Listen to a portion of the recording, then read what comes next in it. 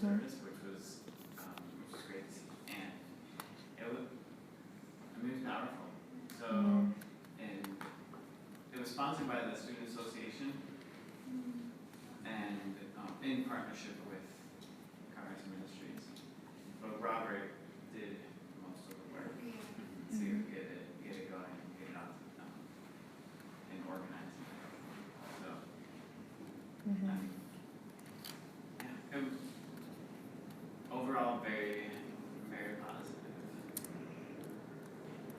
Yeah, I would say, I think sometimes the pushback is people think, who's going to come to a worship service on a Saturday night? If you're from like a certain tradition, or even people who work, the traditional 9 to 5, 40-hour plus work weeks, and if they have a traditional weekend, sometimes people can say, well, who would really come to a Saturday night worship service? But people showed up, and a lot of people showed up, and I think, I know for me personally, it was a really rejuvenating and restoring and healing time.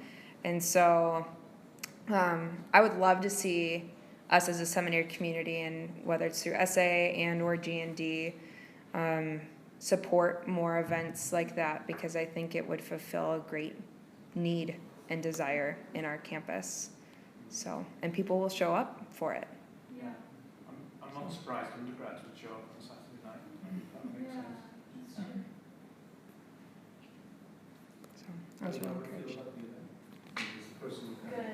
Good. Yeah, I sent out a mass email to the people that are praying, just thank you, this was so great. You know, students. Probably not downtown, but yeah, very awesome. I think it was a great way to unify us as a campus, and even as a greater community. There was a great blend of people that came. It didn't feel, just because it was in the seminary, it didn't feel like an exclusively seminary event, which I think was a good thing. Yeah.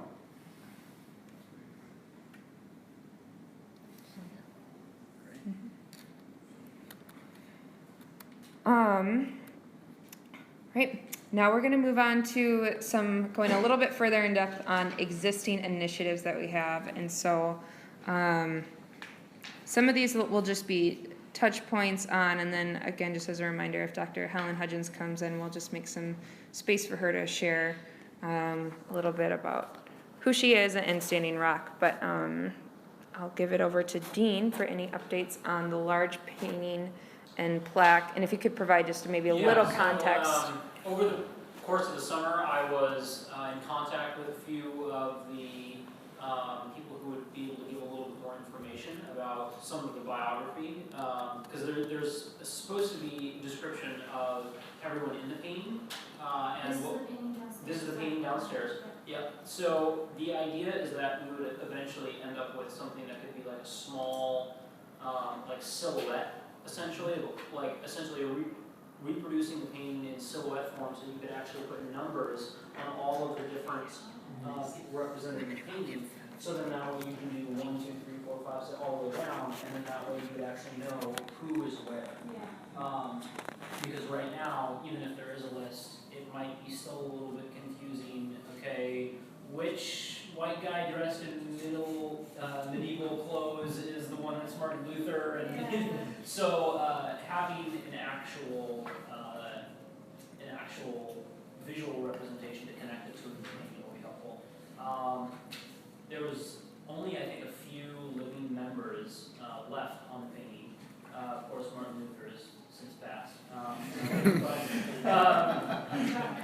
So they say. Jesus is alive, though. Can I get an amen? So, one of those members I contacted, and he got back to me at one point over the summer, but he said he was going to follow up with me, and didn't for a while, so I emailed him again and haven't heard back yet. So I'm wondering how much I should just kind of move on, and kind of whatever we have is what we have, but at the same time, I feel like if he has further biographical information to include, I really want to include that, even if it means we have to wait a little bit longer. But it's Pastor Masai.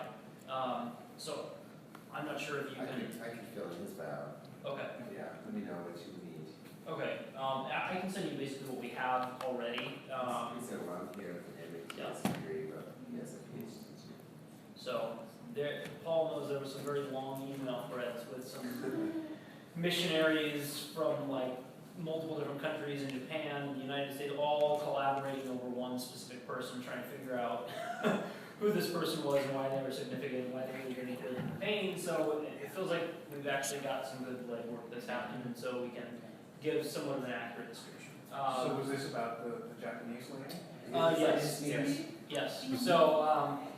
So with that, I feel like we're at a point where we've gotten a lot of the information we need, and it's kind of just that one point that we're sort of waiting on. But I was actually going to ask that to the group tonight, so it's good that Paul did fill that in. And then after that, it will basically be sent off to, I feel like probably first to the co-chairs, and maybe Paul and Sunjan as well, just to look at it and see is there anything we should add, fill in, etc. And then off to Stephen for approval, and then it'll be through a building budget, correct? Because it's going to be a permanent fixture? Yeah.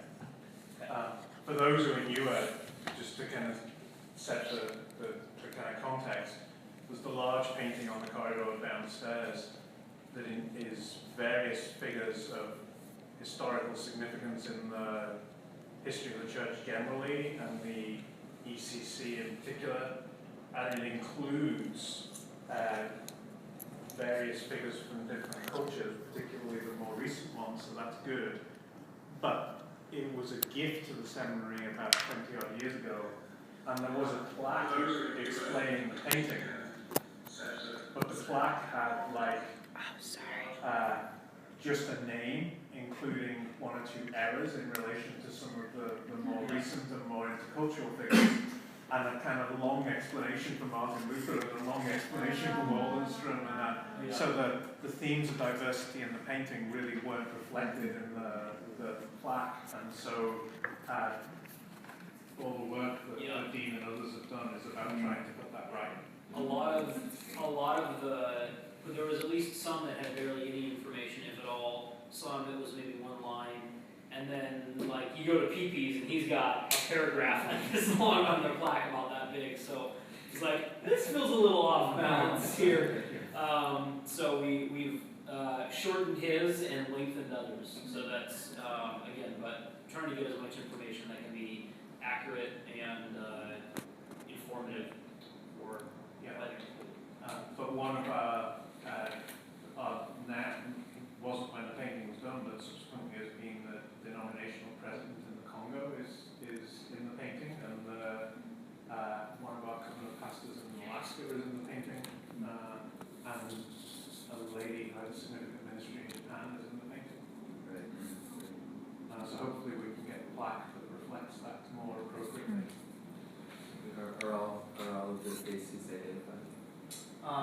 Yes, I believe so. Great. So it's just a matter of actually getting some kind of a silhouette, or figuring out how to do that. Okay. But as far as I'm aware, everything has been identified. So some of those ones that we just didn't know were the legwork that had to be done to get accurate. Just send me the question that you want to say to them. Okay. There is some information I wrote. Okay.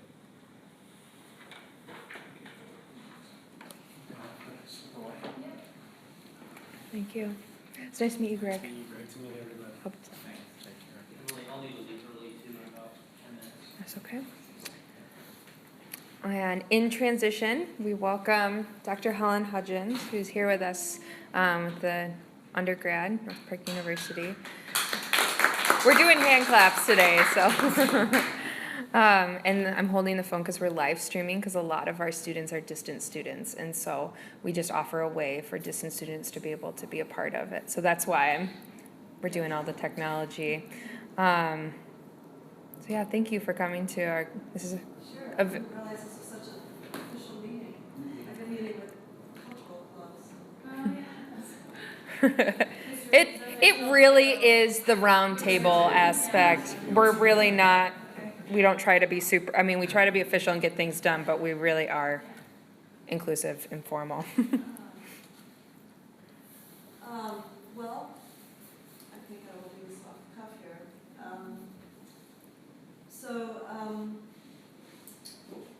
planning to take a group of students to Standing Rock Reservation, November 18 to 22nd is planned. It's the weekend before Thanksgiving. Yeah, this is following a trip I made with just a friend of mine, not related to the school, at the end of September. So I've been up there, spent about 6 days. And a number of folks from my church were there last week.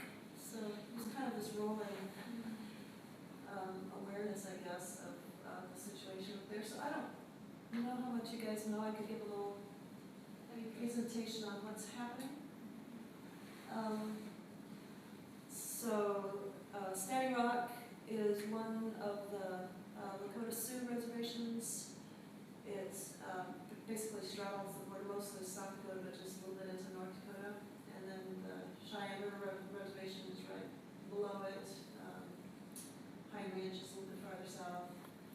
Lakota are in 7 bands at this point, kind of dotting along the Great Plains. So this one is close to Bismarck. And I think the timeline is more or less 2014 when Energy Transfer Partners is a energy oil pipeline corporation based in Dallas.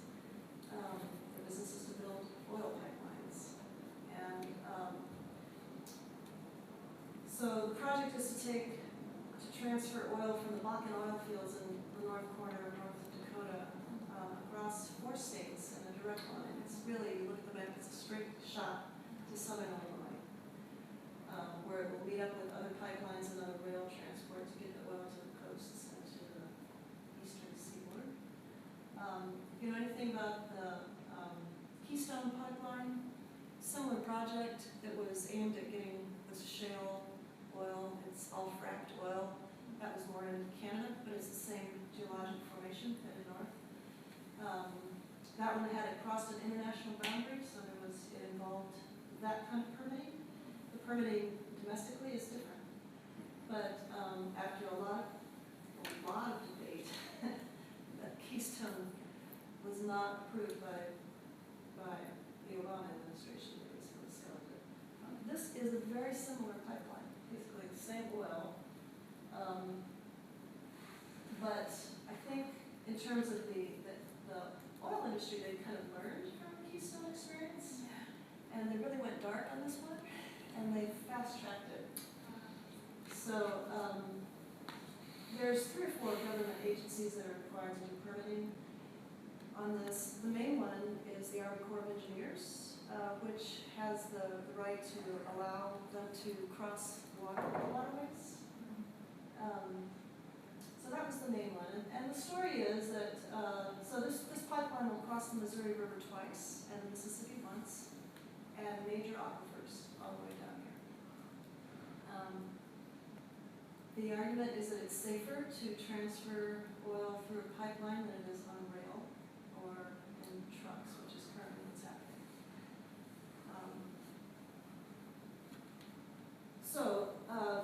They went through the permitting process, but rather quickly, so they have to get some community input. I can just tell you the story in this little piece of North Dakota was that they did the permitting. The original route was supposed to go around the north side of Bismarck, which is the capital, across Missouri on the north side. And within the review process with the community, there was strong objection on the part of the residents of Bismarck. And because basically they asked the Army Corps, can you guarantee that this will not affect our drinking water? And they said, no, we can't. So they, so Bismarck basically said, no, not here. And so they rerouted it to right within half a mile of the Standing Rock Reservation. So for many observers, this feels like a pretty clear-cut case of environmental racism. Bismarck is 61,000 people, 92% white, and the Army Corps said, well, we did consult the tribe. They sent them a letter in 2015 to say this is the route. Do you have any comment? And they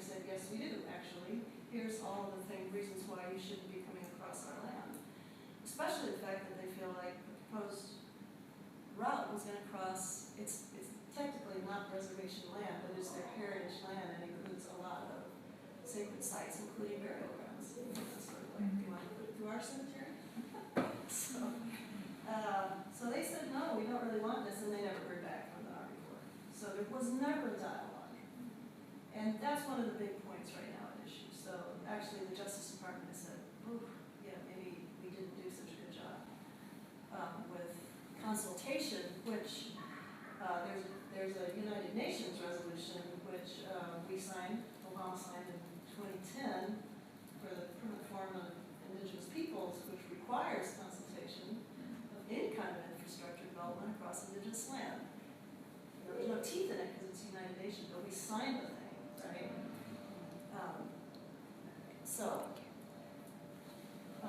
So the company said, we've got everything in order, let's build, and so they've been building. And the pipeline is 90% complete now. The tribal elders, basically in May of this past year, called people to come and camp out at the place where the pipeline was designated to cross the river. First on a piece of ground that was inside the reservation, small little camp, they called it the Sacred Stone Camp, that was the first one. And then they just started broadcasting and saying, come stand with us. And They hadn't built there yet, or they had? no, but that was part, they're kind of coming from Yeah, two directions, conversion of the river. And it was a slow response, but over the summer it built and built until that camp was just kind of overwhelmed. So they moved to a piece of ground that's just right outside the line of the reservation is the Cannonball River. And they're just outside that on land that belongs to the Army Corps of Engineers. So that's where they're sitting. And at first they were just occupying land, they didn't have a permit. But the thing grew. By August there was like 4,000 or 5,000 people camping up there. So that was so impressive to me. Going up there was we showed up at dusk because we had driven all day, and it was this full moon and turn a corner and it's just this iconic American scene of, teepees and fires and just spread out on this pond next to this river. Incredible. And sure enough, it has touched a nerve with indigenous people. And they now have had more than 300 First Nations peoples respond and show up formally. I mean, this is like a formal gathering. Just a couple of these. Just so moving to see, delegation after delegation coming in with pickup trucks loaded with supplies and in full regalia and with their colors, and they're all contributing their banners to this corridor, and it's historic. It's not within anybody's living memory that this has happened. They told me like the 7 bands of the Sioux have not sat in council since 1850. There was just this dispersion after the Indian Wars of the and this is historic ground, right? This Standing Rock is Sitting Bull's reservation. That history. Anyway, so what's happening is sort of this resurgence of Indian, North American, and not just U.S. I mean, I met tribes from all over Canada and Central America. There were even some South American tribes there. I'm a missionary kid. I grew up in South America. There's some Amazon tribe people. This last week, there were like Aztec folks there. So it's just been sort of a rallying, and everybody has the same story because this is happening all over the world. And it's like they are all saying, no, this is what's happening in my backyard. And the other thing that was moving to me is that there's just such a clear call to be doing this from a spiritually grounded place. So they don't even say that they are protesters. You've probably seen this sort of a rhetorical flourish, but it has really meant something, I think, to the people that I talk to, for instance. So they say, I'm not protesting, I'm protecting. We're protectors, we're water protectors.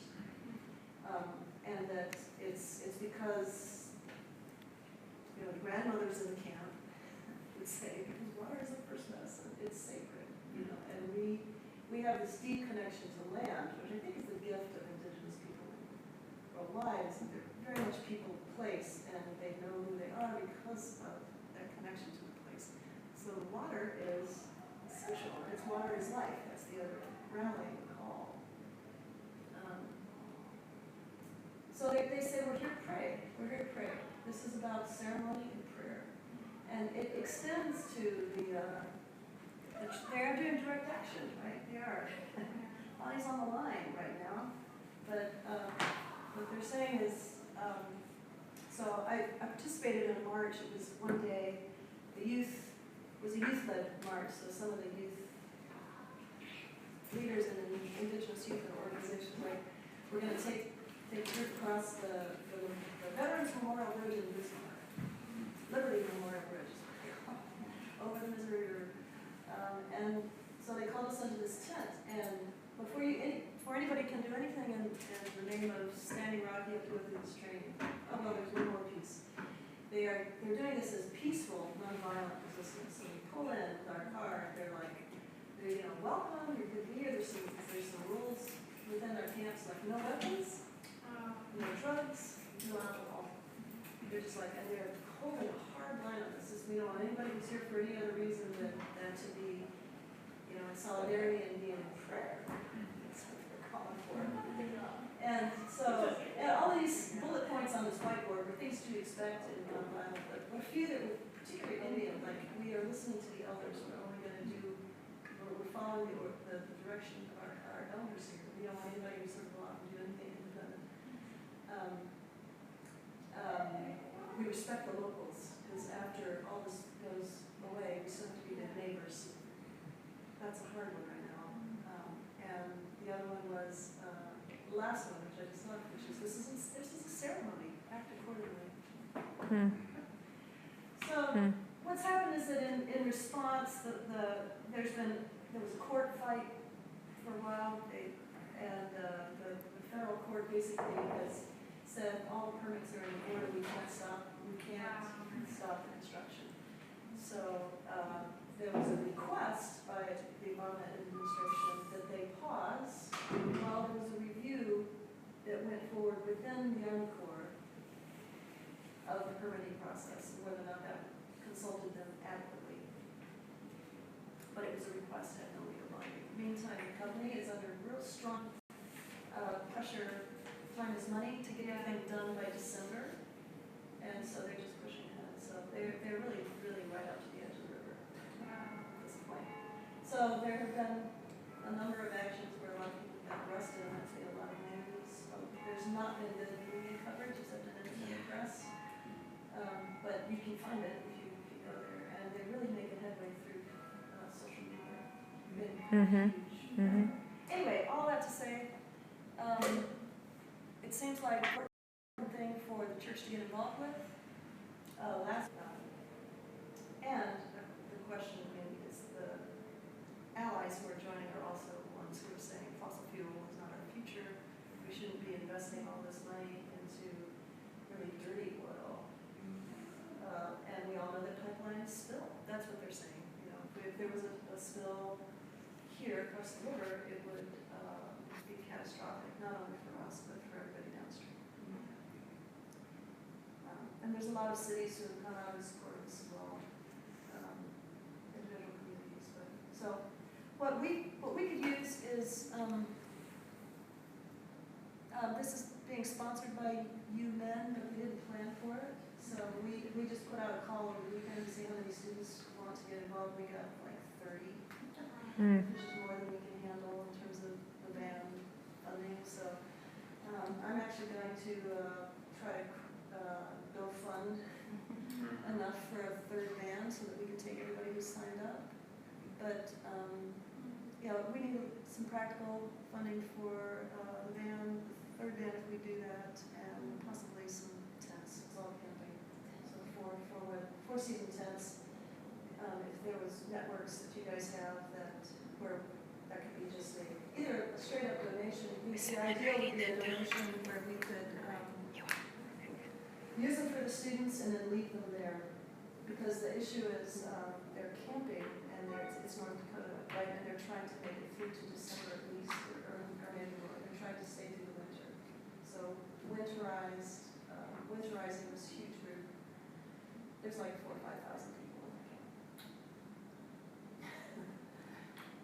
camp. So, yeah. Thanks so much. Yeah. For sharing. You guys have any questions? I know I'm over your time. How long were you up there? You said 6 days? Yeah. Yeah. At the end of September. It was real calm while I was up there. There wasn't much going on, but it's not calm right now. There's a severe police presence, really militarized, and surveillance. They're jamming phones and drones flying all over the place. You know, there's private security that's a company that was the same company that's been on the West Bank as the people who was running security for pipeline. So they're serious about this. You know. Practically for food, is it like communal? Are you bringing your own food? We're going to try to feed ourselves because we want to dip in too much in the community. Yeah. But I'm thinking we'll take one meal a day with the communal because it's just such a great experience. I can send you the GoFundMe link, and then if you guys have ways of broadcasting through your networks, We do. that would be super great. Yeah, if you could send the link to Alex, and I will blast it to the committee and then the seminary. Alex, sorry, I know the three of us were in email. Emily. Yep. Alex, and your last name is? Smith. Smith. Mhm. Thanks so much. All that would be super helpful. Yeah. I might have missed this because I came in late, but beyond just the North Park group that's going, is there best practices of how to equip the folks who are there, like even more long term? Oh, you mean for the people who are staying long term? Yeah. Well, I mean, specifically some of like the other tribal people that have come that are staying real long term. Is there the best way to resource them on top of? Right. There is certainly, if you go to their webpage, Standing Rock, Okay. there's a place to donate online. They've raised a lot of money, actually. So I'm interested to talk to. I have two of my good Mennonite buddies who were up there actually doing some construction this last week to talk to them to see what they feel like the needs really are at the moment. Because I think they're in flux. But my understanding was that they're trying to build permanent structures and winterize so that they can make it through the winter. The whole issue is whether or not they can do that on this land, which is really not on the reservation. So that's my question. I don't know how they're choosing to handle that. But really the urgent thing is that they've got a police line up on the hill, literally, just kind of harassing that we're following Indian leadership on this. So, and they've had infiltrators. I mean, literally, they've had people, they had a guy come in with a flamethrower out the car window and light a SUV on fire in a field and set the thing ablaze and then it activated the police like that. They came through immediately. And it was clear that they traced the plates. It's like dapple plates. This is not from a camp. So stuff like that's going down. So they're doing the best they can, and I'm pretty impressed actually with what they're doing. So it's as much for me an opportunity to go watch Indian leadership at work under stress, and what can we learn from this? Because it's arts of democracy and community spirit really on the line here. And with all of the, all the stuff that goes with that, differences of opinion. How do we handle this thing? Not everybody's in agreement.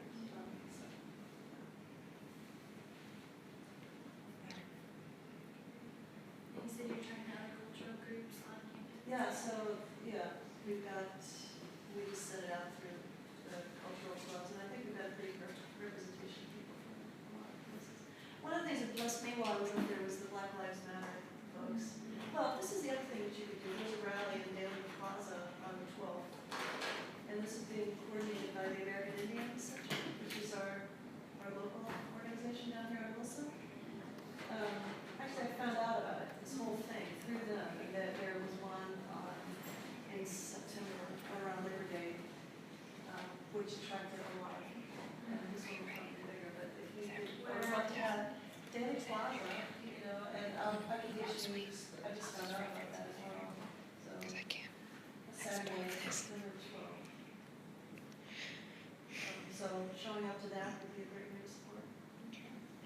the 12th, at what time? I don't know, Okay.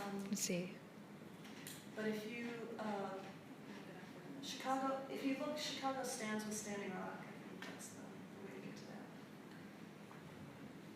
And the American Center on Wilson is also. Can we pray for you? Yeah, that's what I was just gonna say before we leave. I'm happy to just pray because I don't want to. Oh, that'd be great. That'd be great. Thank you, Megan. God, thank you for the ways that you've been at work in Helen and in this a blessing to these people, just as these people will be a blessing to them.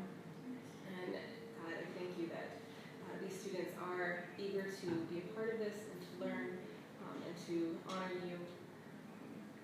And that this is, again, thank you for your hand at work in the midst of all this coming together so quickly.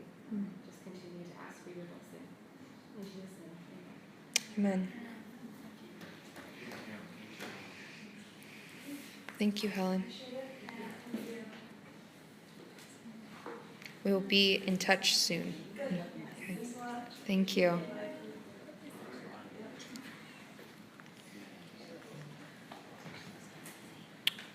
Well, I know it is 6:13. Our time together just goes so fast. 7:13. It is 6:13. Not to put anyone on the panic line.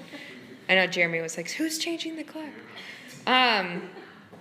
So I emailed Helen this morning thinking that she would give me like a blurb or a prayer request, and she says, "Oh, I'll come." And so I was, thank you for, I mean, you didn't know this, but for carving that time out. I think it was a huge blessing to hear that, and yeah, very timely, very timely.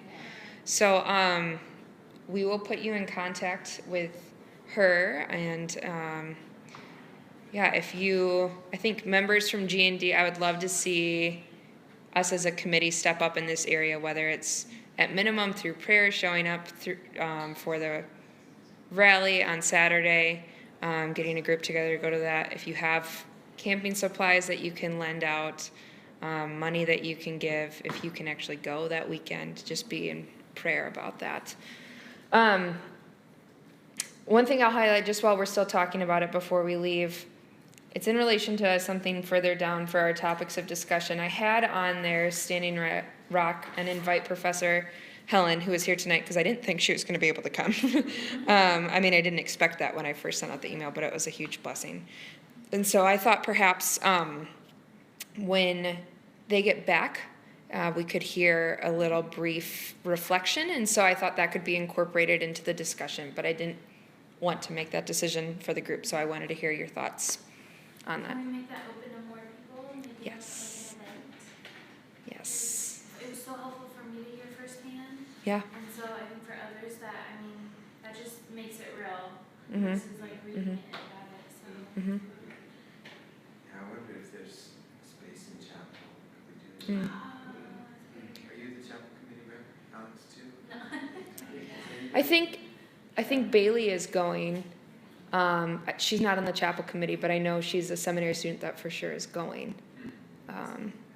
So. Yeah. If you'd like, I could send out and shoot an email out to the student association to see if that's something that we could organize that way too. Yeah. Or I don't know if that's. I could reach out to Dean Deb and see about chapel. Mhm. See if I can incorporate that. Yeah, because I think just to hear testimony would be good for those of us that can't go, physically go with. Other things to make note of, just to not keep you all, but I want us to touch base on this in email, and then I know next time is a discussion, but since this time kind of became a little bit more of a discussion, we will need to cover some initiatives at our next meeting. But they are listed there, so Dean covered the painting and plaque. The art initiative, I was going to take you to that link, but if you haven't visited shinhappens.com, be careful of your spelling. But I would recommend checking out Shin Meng's artwork. It is incredible, and he has offered to be in collaboration with us about potentially housing some of his art for a period of time. So, again, would love to hear your thoughts on that. The other things that I guess would be quicker to note, things to keep in the back of your mind, CCDA, Hispanic Summer Program, and Duke Summer Institute are all academic opportunities that line up with who we are as a committee. And so CCDA is, that's happening next fall, and so I think in conversation with what it would look like to have it be a class, I'm assuming for fall of 2017, that would be with Sunshan. The Hispanic Summer Program, we're hosting it this year on campus the last 2 weeks of June, and the course list just went out. And so I will forward that to you all. If you haven't done it, talk to myself or Ben. We just went on it this past summer, and for me it was life-changing. So I would highly recommend it, and because it's at our institution, would love to see a great turnout because of that. There's some really quality faculty member. I don't know if you have anything to add. It's an awesome program, and you learn from Latino professors, which there's very few, not just here at North Park, but around the country. And so it's very ecumenical because there's students that come from all over the United States, many different seminaries, many different traditions, even Puerto Rico and Dominican Republic we had. So Alex Macias is on the board, I believe, for it. At least she's representative from North Park. So she has a lot of information as well. Yep. Alex and I talked this morning, about maybe having G&D be kind of like a hospitality team when they come, and so just seeing what that might look like. I know Dr. Machado, who is the director of the program, the Hispanic Summer Program, I think is paying a visit early spring. So we will be in conversation as to what that might look like. And Paul brought up via email, graciously reminded me about getting the Holy Spirit dove. It's a statue, right? Or is it a painting? No, it's a sculpture. Thank you. I'm sorry. Sculpture. It's the same guy who did, there's like a cross that's in the library, it's the same guy. Except it's a gold sculpture, it's about 7 feet Wow. wide, and it's down in the basement right now. Just under the tarp. It used to be in what's now the purple room, that used to be chapel. Do you happen to have pictures of it? Let me see if I take a picture. It's hard to get to because it's behind a bunch of things. Right. It's like a dove that's about 7 feet wide, it's kind of wire, like a metallic thing. It's very modern. I last heard when I was checking in on that, Stephen said we just need to talk with Dean Dave Kirsten about placement. This big wall in 20 would work if you want that big, this north wall, or that's the south wall of in 20. This room right here? No, You mean? in 22, I mean. That Oh, one, okay. yeah, where we were going to put the big painting originally. Oh, okay. The doorway. Okay. So yeah, I think the next step is Alex and or myself will email Dave to see if he has thoughts on it. That's kind of the vibe I got from Stephen as a next step.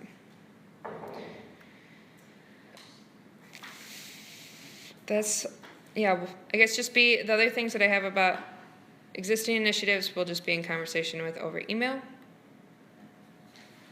And we'll continue just kind of thinking about for the coming semester, spring semester, some different events and stuff that we might want to put on as a committee, as well as just for the rest of this semester. I guess our next meeting is the 24th. I guess we'll 21st, sorry, I got that date wrong. 21st. That's my bad. So we'll be in conversation with Helen and see if maybe having people here for conversation to continue the conversation about Standing Rock might be able to happen here, if not in chapel, maybe both, we don't know. But we'll also just be looking for any suggestions for topics that we can continue discussing as a committee. So if you want to keep sending those along to us, that'd be great. We'd be much appreciative of that. And yeah, I think that's pretty much it. Yeah, the announcements, you can read just some things coming down the pipeline. Tomorrow's election day. Go vote if you haven't. And Sarah and Mackenzie have graciously offered to host like a viewing party about the election at their apartment tomorrow evening. They live in the Taj Apartments, which is across from Subway on the corner of Foster and Christiana on the west side. And so they're hosting that. There's a worship night that was initiated by commuter students happening next Monday. Ashley Smith is heading it up, and so I believe it was going to happen around 5 p.m., but she's still kind of working out the details, so we'll send an email with more information on that. Peter Shin, who cannot be here with us tonight, but he's watching live, so everyone say hi. He came up with the idea about hosting a Thanksgiving potluck meal. So for those of you that are in the Chicagoland area over the holiday, connect with Peter about that if you wanted to do a shared meal. Yep. Are there any prayer requests?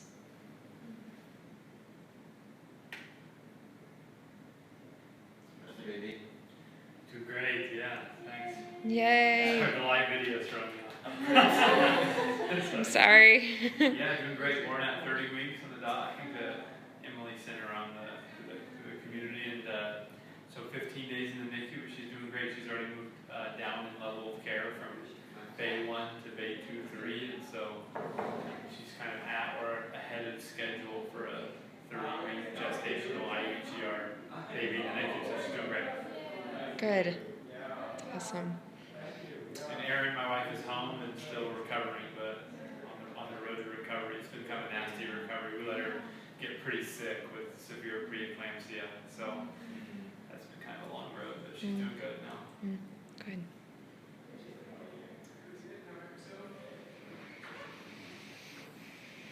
Okay. Yeah. If there aren't any other prayer requests, if we could just be praying for, I know I'm praying for the election and Yes, all good. that will happen as a response to that, and just everything.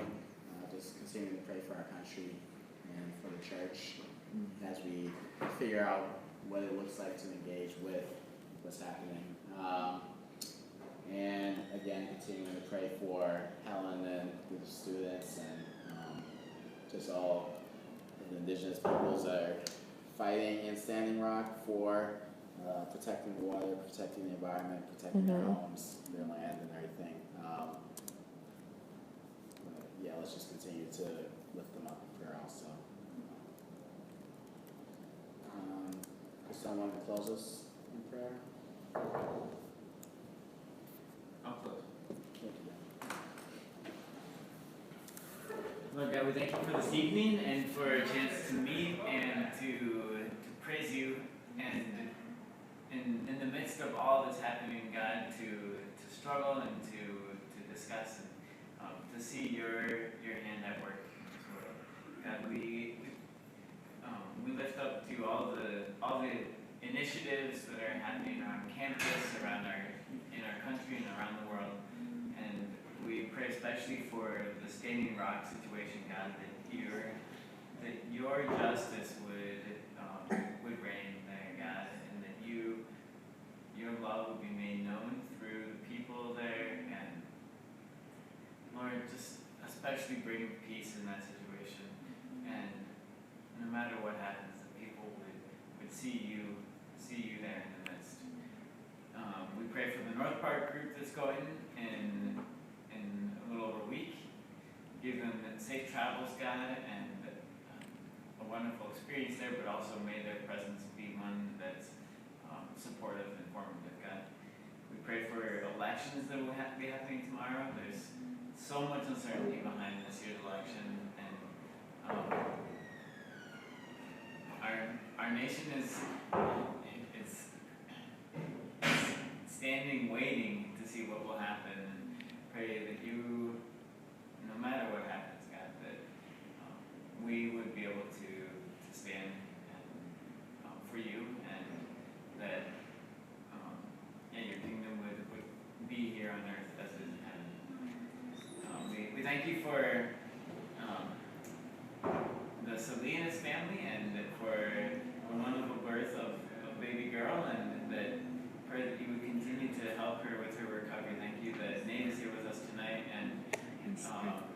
And that Aaron is home Mm. despite the sicknesses and everything, that you are continuing to work in her body and heal her, and God, just wrap that family in your loving arms.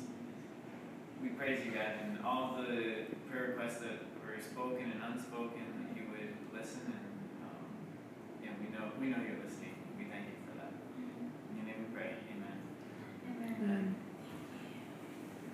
Thank you, everyone. Thank you. Thank you. Thanks online.